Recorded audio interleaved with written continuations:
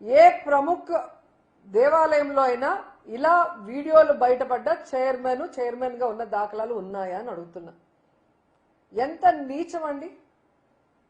అసలు అందరూ కూడా టీటీడీలో ఒక చిన్న పదవి వచ్చినా కూడా అది వాళ్ళ పూర్వజన్మ సుకృతం, వాళ్ళ అదృష్టంగా భావిస్తారు. అలాంటిది సాక్షాత్తు టీటీడీ బోర్డు చైర్మన్ గా పదవి వస్తే ఈరోజు బిఆర్ నాయుడు గారు చైర్మన్ గా ఎక్కడైనా ఆయన ప్రవర్తించాడా? ఆయన భాషలో కానీ, ఆయన బాడీ లాంగ్వేజ్ లో కానీ, ఆయన చేసే పనుల్లో కానీ ఎక్కడైనా ఒక హుందాతనం కానీ, ఒక గౌరవం కానీ ఉందా అని అడుగుతున్నాను. ఆయన ఎప్పుడూ కూడా టీటీడీ బోర్డు చైర్మన్ గా వ్యవహరించరు. ఆయన ఆ రోజు నుంచి ఈ రోజు వరకు TV5 బిఆర్ నాయుడు గానే వ్యవహరిస్తున్నాడు. ఎందుకు నేను ఇలా అంటున్నానంటే, కొండ మీద కూర్చొని వెంకటేశ్వర స్వామి, పద్మావతి అమ్మవారి ఫోటోలు వెనక పెట్టుకొని ముందర ప్రెస్ మీట్ పెట్టుకొని ఎంత అహంకారంతో, ఎంత తలతిక్కగా, ఎంత కేర్లెస్ గా, ఎంత చులకనగా, ఎంత నీచంగా మాట్లాడతారో ఆయన ప్రెస్ మీట్లు అన్నీ ఒకసారి మనం వేసుకొని చూస్తే మీ అందరికీ కూడా అర్థమవుతుంది. ఎందుకంటే ఆయన TV5 బిఆర్ నాయుడుగా ఉన్నప్పుడు ఆయన ఎట్ట మాట్లాడినా ఎవరు పట్టించుకోరు. కానీ ఒక టీటీడీ బోర్డు చైర్మన్ అయిన తర్వాత ఆయనకి హుందాగా ఉండాలి, హుందాగా మాట్లాడాలి, పాలిటిక్స్ కి దూరంగా ఉండాలన్న ఇంగిత జ్ఞానం లేకపోవడం అనేది చాలా దురదృష్టకరం. ఎందుకంటే కొండ మీద బిఆర్ నాయుడు చైర్మన్ గా అడుగుపెట్టిన తర్వాత ఎన్ని జరగాలో అన్ని జరిగాయి. ఆయన ఎలా రియాక్ట్ అయ్యారో మనం అందరం కూడా చూసాం. ఎందుకంటే గతంలో ఎంతో మంది చైర్మన్ గా పనిచేసినప్పుడు ఇలాంటి అపశృతులు ఎప్పుడు కూడా జరగలేదు. కానీ ఈరోజు బిఆర్ నాయుడు చైర్మన్ అయిన తర్వాత ఒక్కొక్కటిగా చూడండి గోవులు, దాదాపుగా 100 గోవులు చనిపోయినాయి. ప్రెస్ మీట్ పెడతాడు, ఏ వయసు అయిపోతే చనిపోవా? ఇదేనా ఒక చైర్మన్ మాట్లాడాల్సిన మాటలు? వయసు అయిపోయి 100 ఆవులు వెంటనే చనిపోతాయా?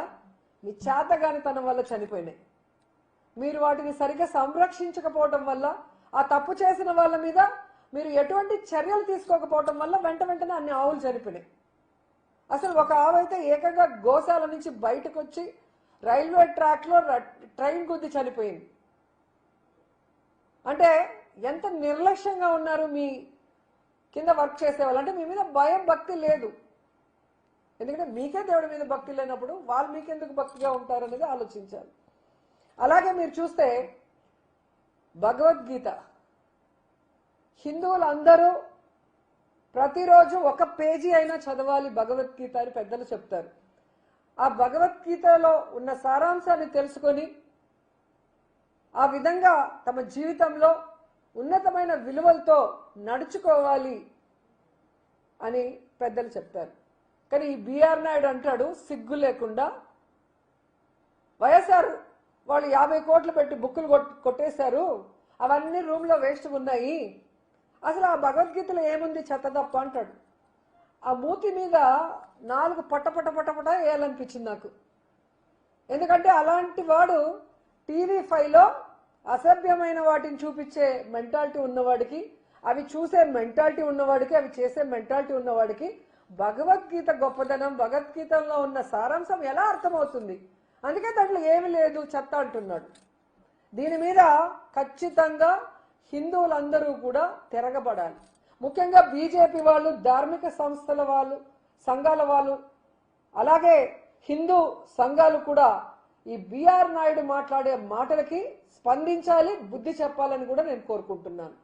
ఎందుకంటే మన హిందూయిజాన్ని, మన ధర్మాన్ని, మన భగవంతుణ్ణి, అలాగే మన భగవద్గీతని చులకనగా మాట్లాడే ఇలాంటి వ్యక్తికి టీటీడీ బోర్డు చైర్మన్ గా ఉండే అర్హత ఉందా?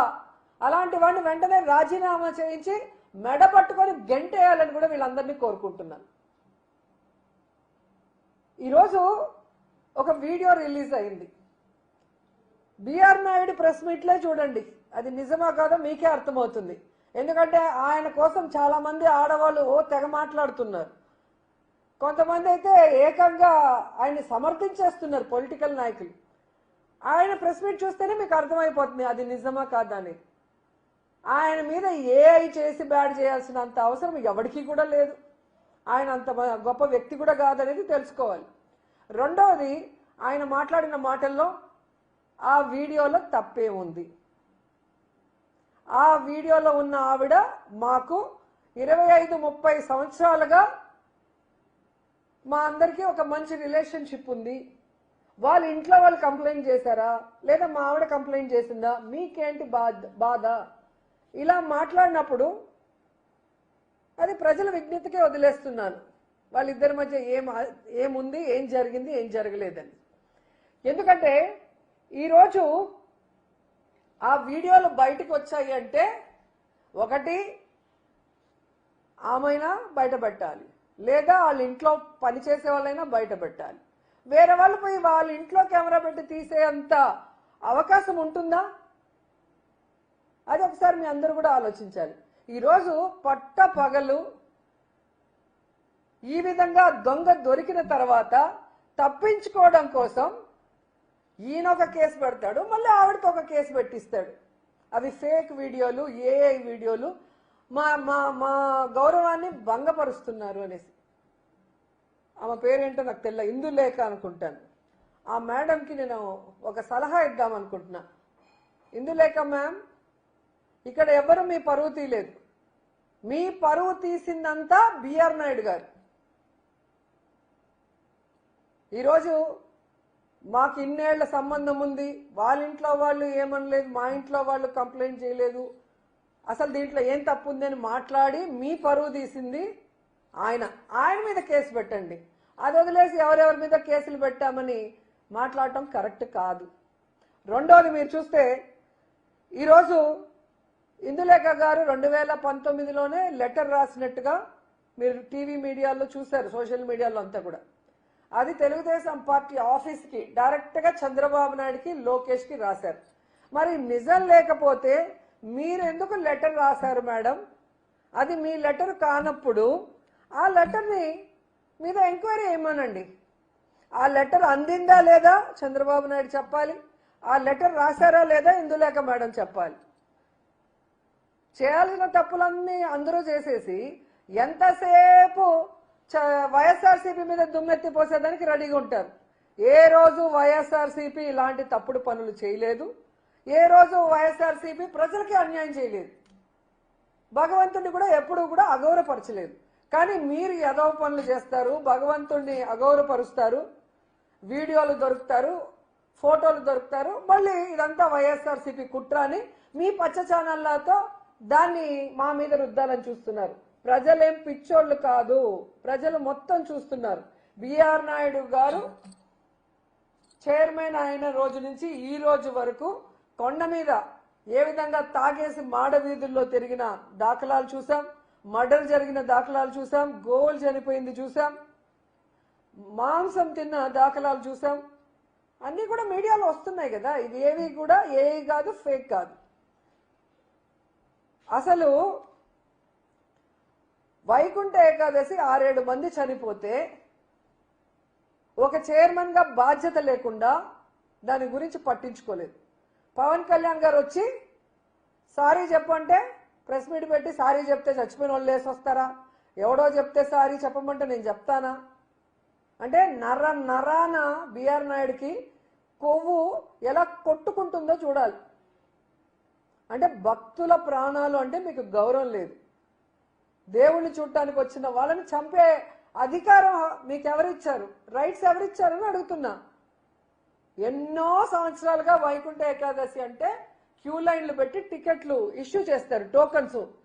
మరి ఏ రోజు జరిగింది? నీ ప్రభుత్వంలో ఎందుకు జరిగింది? నువ్వు ఎవరైనా ఆఫీసర్ని కలుపుకొని పోతే కదా, ఎవరిని మతించవు, ఎవరిని అడగవు, నీకు తెలియకపోయినా నీ ఇష్టానికి చేస్తావు. నీ వల్ల ఈరోజు తిరుమల కొండ పేరు ప్రతిష్టలు దిగజారే విధంగా జరుగుతున్నాయి, అలాగే ప్రజల ప్రాణాలు పోతున్నాయి.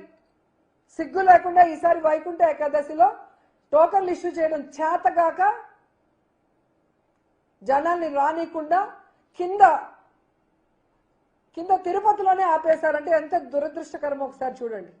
నాకు తెలిసి చరిత్రలో అతి తక్కువ మంది వచ్చిన వైకుంఠ ఏకాదశి ఇదే అనుకుంటా. గుళ్ళో దర్శనం లేకపోయినా కనీసం కొండపైన నించున్న భగవంతుడి ఆశీస్సులు ఉంటాయని అందరూ కొండకొస్తారు. టోకన్లు ఇవ్వకపోవడం నీ చేతగానితనం. దాన్ని కప్పిపుచ్చుకోవడానికి కొండ మీదకి కూడా ఎవరిని రానికుండా ఈరోజు నువ్వు చేస్తున్న పని ఏంటి?